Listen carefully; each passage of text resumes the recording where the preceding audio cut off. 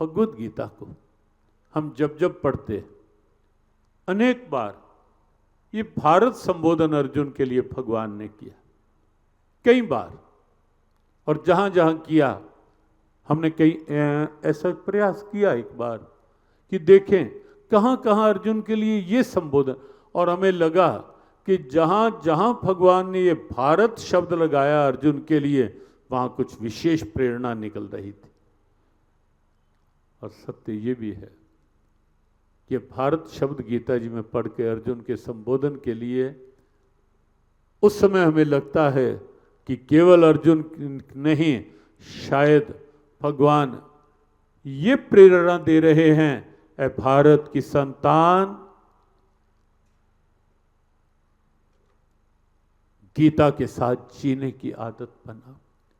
भारत का अभिप्राय भारतवंशी, भारत का अभिप्राय वह दिव्यता जहां के लोग आभा में रत रहने वाले।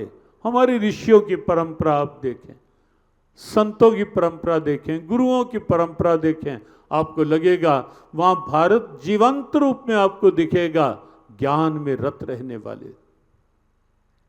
और कहीं भारत, गीता के 3 योग भारत के मूल में साथ जुड़े हुए दिखेंगे।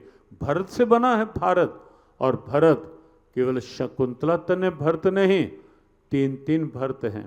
भारत भूमि के साथ अपना आशीर्वाद जोड़े हुए गीता के कर्म योग का पर्याय शकुंतला पुत्र भरत। क्या अद्भुत नाम! सांप के मुंह, शेर के मुंह को खोलकर दांत गिनने की सामर्थ्य रखने वाला भरत। और कहीं गीता का भक्ति योग चरितार्थ होता देखेंगे आप राम अनुज भरत में, जहां रोम रोम में राम रमे हुए। तुम तो भरत, महर्षि भरद्वाज कहते हैं प्रयाग की धरा पर कि भरत, तुझे देखकर तो ऐसा लगता है कि जैसे राम के प्रेम ने साकार देह धारण कर ली हो। तुम तो भरत मोर मत एहो, धरे हो देह जनु राम स्नेह। भरत, तुझे देखकर लगता है कि जैसे राम के प्रेम ने एक सजीव स्वरूप, एक साकार स्वरूप धारण कर लिया। गीता का भक्ति योग,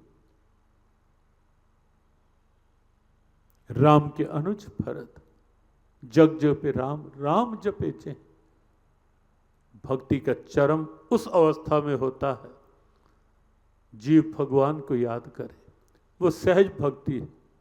लेकिन भगवान जीव को याद करने लग जाएं, ये पराभक्ति है गीता की। मद भक्तिम लभते पराम, मद भक्तिम लभते पराम, ये पराभक्ति है। और भरत वो भक्ति भाव का वह दिव्य उदाहरण है जिसे, जो केवल राम को याद नहीं करता, जिसके नाम का जाप राम करते हैं। भरत सरिस को राम स्नेही, जग जपे राम, राम जपे जे।